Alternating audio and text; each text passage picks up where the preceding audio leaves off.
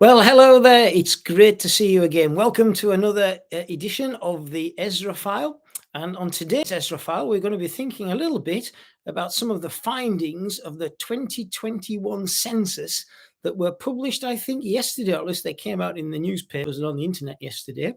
And chief amongst those findings, the one that we're really going to focus on, is what the 2021 census had to say about the numbers of Christians in England and Wales. And as it turns out, the number of Christians in England and Wales has, for the first time, fallen below 50%. I think was it 47, 46, 47%, something like that. Less than half of the country, or England and Wales at any rate, see themselves identify as Christians. That, as the newspapers have pointed out, is a bit of a change on 10 years ago. The 2011 census, where it was about 59%. And if memory serves me correctly, I think the 2001 census scored the number of Christians, people who identify as Christians anyway, scored the number of people identifying as Christians as 71.2%, something like that. So it's gone in 20 years, less than a generation, from a comfortable majority down to a minority. And of course, along with the decline of people who identify as Christians has come the corresponding growth of those who say they have no religion at all. So what's going on? What's going on? Why is this happening? Does it matter? And what is to be done about it? So what's going on? Well, this is an example of what the sociologists of religion call secularization, where people who at one time would have seen themselves that have an identity that included something to do with religion, Christianity, or something else, instead they have exchanged that identity for an identity which doesn't include religion. They've gone from seeing themselves in some way as being involved in the transcendent realm, and they've gone to a place where the transcendent seemingly makes no difference. Sociologists have a little bit of a phrase for it. They call it the immanent frame. When you abandon all belief in God and transcendent values, transcendent truth, then you live in the immanent frame. The immanent frame can be roughly translated as: I get up in the morning, watch telly, have my breakfast, go to work, come home, play with the kids, watch some more telly, and go to bed again. Life lived without any transcendent meaning or value. And if that is your life, if you live in the immanent frame, then you are much less likely to identify as a Christian believer or a believer in anything else. So what's caused this? What has caused this steep decline in the number of people who are living, who no longer rather identify as Christians? Well, people will have all kinds of different ideas why that might be so. Some people would say, well, in 20 years we've had 9/11, which, religious terrorism, that's given all religions a bad name. Well, that might be the case, but if you look at Islam's on the rise in this country, so that's not really the best explanation. Another explanation might be, well, people are just too busy. We live in a 24/7 society now. Life has changed and people just haven't got time to go to church. And again, there might be some truth in that, but if it's something that you value, what we value, we make time for that. Just because we're a bit busier as a society than we once were, that doesn't mean to say that you necessarily have to give up on God and religion. And again, the example of other religions in the country, that Hinduism, Islam, the census shows are on the rise. No, I don't think any of those explanations are the real one. I think much more likely the explanation is this. Much more likely the cause of this lies within the Christian church itself in this country. When I use the word secularism or secularization, it's tempting to think I mean something out there, something outside the church, processes going on in society outside the church. Actually, I don't mean that at all. The secularization has actually taken place within the church. And as I'm an Anglican vicar, I can say that secularization has taken place within the Anglican Church. The Anglican Church, well, it goes back much further than the last 20 years, but certainly over the last 20 years, the Anglican Church has secularized its own belief system. Just to kind of illustrate that to you, I'm going to show you this book. It's a book on my bookshelves. It's called Lovers of Discord by a guy called Keith Clements. I think he was a Baptist actually, but anyway, Keith Clements, Lovers of Discord. If you look at the subtitle, 20th Century Theological Controversies in England. There you go. A bit of light reading before you go to bed. Keith Clements, it's a baleful story, a depressing story of, in the 20th century, how the Christian church in this country, led by the Anglican Church, has secularized its core beliefs. One after another, it's secularized its core beliefs. Belief in Scripture, belief in Jesus Christ as the Son of God, belief in the very existence of God himself, honest to God in the 1960s. Some of you might remember that. And of course, in the 21st century, the church is in the process of secularizing its beliefs in the whole area of human sexuality and sexual ethics. And it is that process of the church giving up its own beliefs, secularizing its own beliefs. It is that process that I would say is having the effect on why people no longer identify as Christian. Because after all, if the church can't believe its own teachings, why on earth should anyone else? So that's what I think is happening. That's why I think it's happening. I think the decline in those numbers of people identifying as Christians is largely the church's own fault. But does it matter? Does it really matter? Does it have any effect on anything? Well, it matters I would say it matters on an individual level. I'm a minister, I'm a vicar. It matters to me in the eternal realm. Because if people turn their backs on Jesus Christ, if they no longer identify in some way with him, then they are lost for eternity.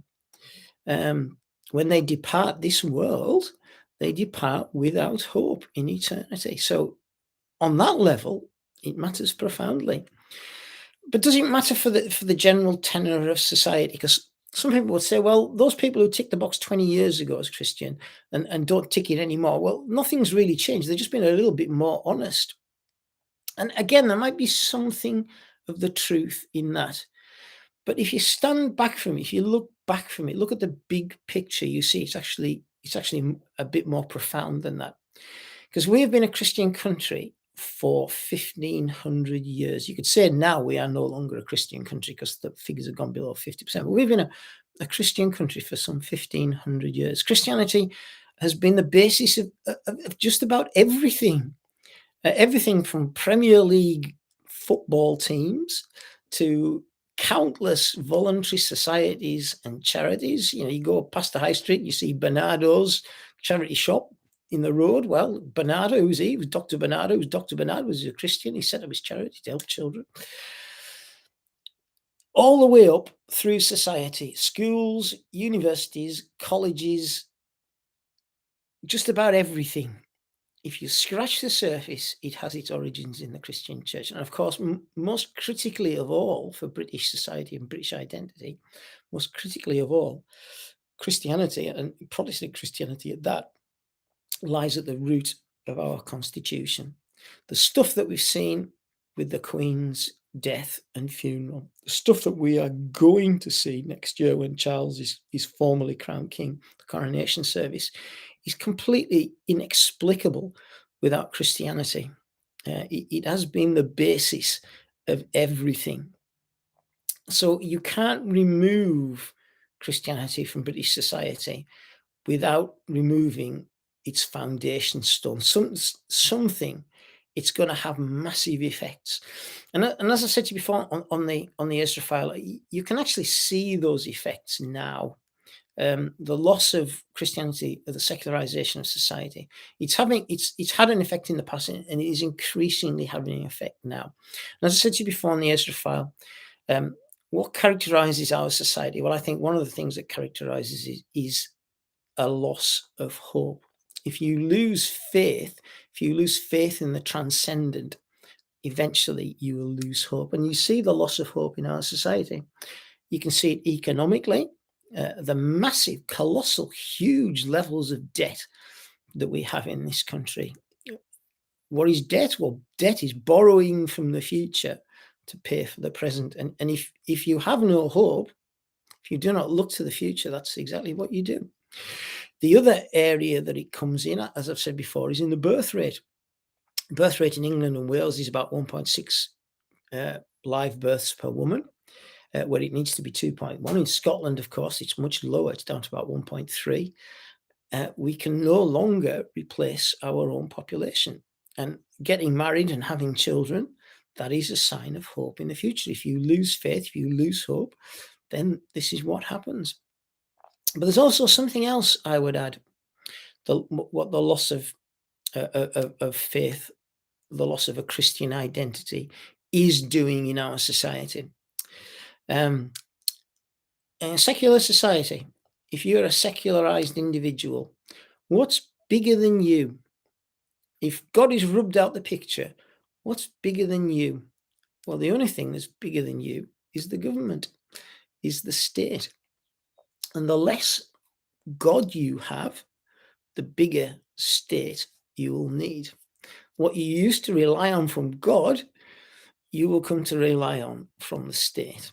It is no accident that some of the great totalitarian regimes of the 20th century, Soviet Russia, Mao's China, Pol Pot's Cambodia, Hitler's 1930s Germany, they were either atheistic states or militantly anti-religious states, and indeed some of them were both. And of course, they were the most repressive regimes that the world has ever seen. And look what's happened over COVID. The government decided to tell you when you could leave your house. The government told you when you could go to work. The government told you whether you could go to church or not. The increase in the role of the state over the individual. These are all things that secularization is producing. So yes, it does matter. So if that's why it's happened, like the failures of the church principally, if that's why it matters for the future and maintaining Britain as the kind of country it's always been, what can be done about it? Well, again, it comes back down to the church. As I said, lovers of discord, secularization. The church has spent much of the last 100 years or so secularizing its own teachings. It must recover its own teachings as true. Because the decline is not inevitable. If you look around the rest of the world, Christianity is growing, even in places like a brutal communist dictatorship in China, and I believe as well, also in places like North Korea, the church is growing. And that is because the church has not allowed itself to be dictated to by these secular regimes. The roots of decline of the church in the West, it's a feature of Western society. It's not inevitable. It's rooted in Western society. And again, you might have heard me say it in the Ezra file, what characterizes our society is the split, the separation of faith and reason. Reason is seen to be entirely objective, doesn't depend on any faith commitment whatsoever. And reason produces truth. Faith, well, that's entirely subjective. It's just what you think. Faith produces opinion. It doesn't produce knowledge. And if you accept that separation of faith and reason, then belief in God, faith in God, becomes ultimately irrational. The church's teachings become irrational, untenable. If the church is to recover itself, it must recover the proper understanding between faith and reason. They are not opposites. Actually, faith leads to reason. Again, as I said to you before, all systems of thought, religious, secular, whatever it is, all systems of thought rely on a set of assumptions that cannot themselves be proven from within that system of thought. In other words, faith is the root, faith is the key to all knowledge. Faith is the key to reason. And it is important, what the church must do is it must recover confidence in its own teachings. The teachings of the Christian faith, the words of the creed that we use in church on Sundays, it must recover confidence in those things, because Christianity, the Bible, the teachings of the church contain a unique understanding of life, the universe, and everything. They contain a unique understanding of who we are as human beings, where we come from, and where we are going. And if we can recover confidence in all of that, if we can, instead of allowing the secular world to dictate to us, we begin to give an account of our faith on its own terms, then decline is not inevitable. Again, I've shown you this on my last video. This is a map that somebody's done about church decline in this country. The ones in blue, this side, all the ones in blue are churches that were founded before 1900s. The ones in red are churches founded after 1900, and the ones below the line are declining. The ones above the line are increasing. And I'll read to you the names of the churches that are increasing. The Free Church of Scotland, Seventh-day Adventists, the Elim Pentecostals, New Frontiers, the Fellowship of Independent Evangelical Churches, the Redeemed Church of God, and the Vineyard Churches. What do all those churches have in common? They're great. They teach the Christian faith as true. That they believe the Christian faith is real and it's true. They have not secularized their basic teachings. And all these over here, to greater or lesser extents, have done just that. So that's the results of the census. The trends that the census recognizes, they've been in place for quite some time. They've come to a crisis point in the 21st century, but decline is not inevitable. We must recover truth in our own teachings. Jesus said, "You will know the truth, and the truth will set you free." That's as true for us today as it was 2,000 years ago. Be seeing you.